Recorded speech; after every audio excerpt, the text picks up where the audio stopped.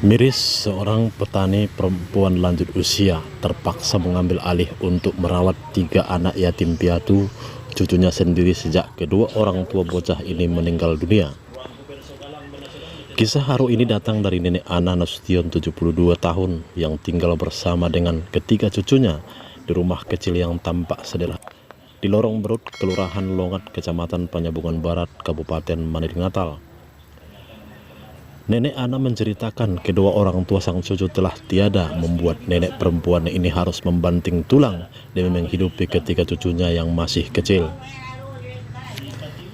Menantu ibu dari anak-anak ini meninggal dunia 2 tahun yang lalu. 11 bulan setelah itu anakku, ayah dari ketiga cucuku ini menyusul kemudian menghadap Sang Ilahi.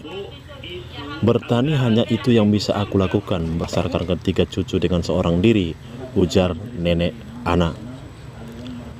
Menjadi seorang petani di usia senja seperti nenek Ana, tak banyak yang bisa ia lakukan.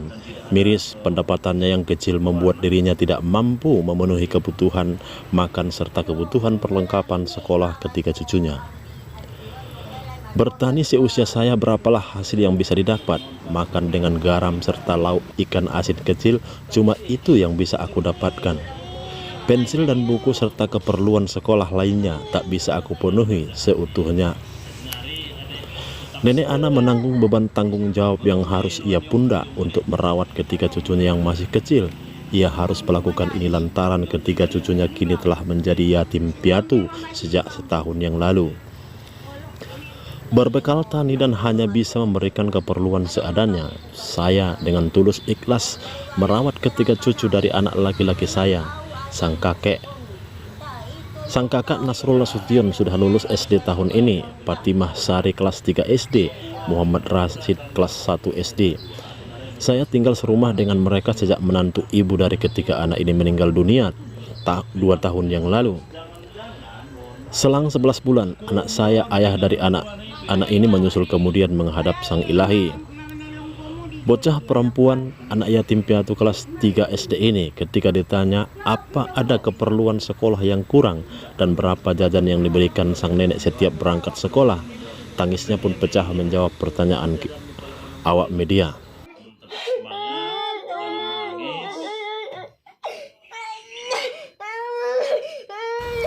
Lebih lanjut, nenek Ana menceritakan almarhum ibu dari ketiga anak ini terdaftar sebagai keluarga penerima manfaat KPM Program Keluarga Harapan untuk bantuan uang tunai. Dalam kurun setahun ini, 2 kali pencairan yang ia terima sebesar Rp400.000.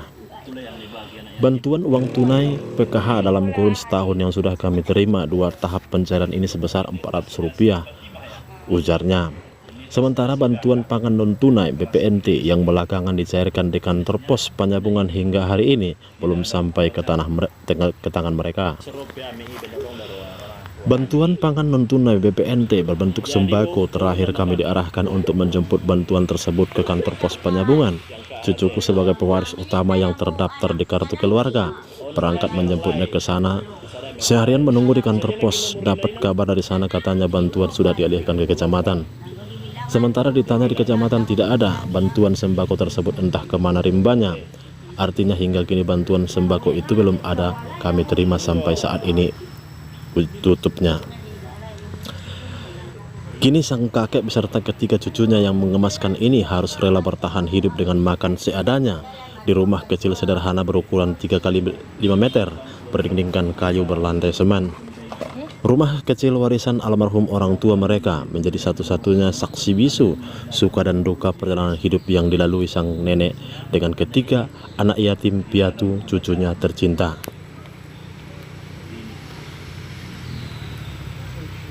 Sekolah di hari biasanya mulu berarti nangkin jajan dalai 2.000 atau 5.000, dia memang menutupinya. Iya, penailan din galak na agariyo nanto. Nangkinlan kalaki 10.000 belay.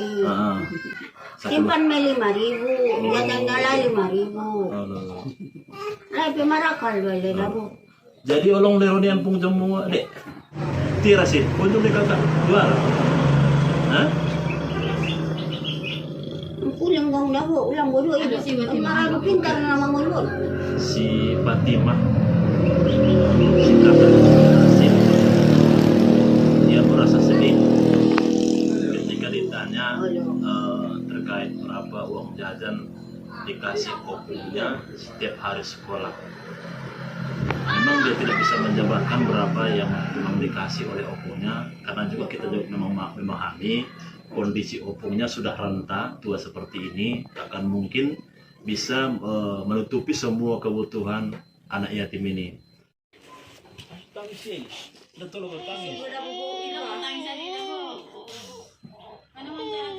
Mana menjahati senari adek tetap semangat, jangan menangis.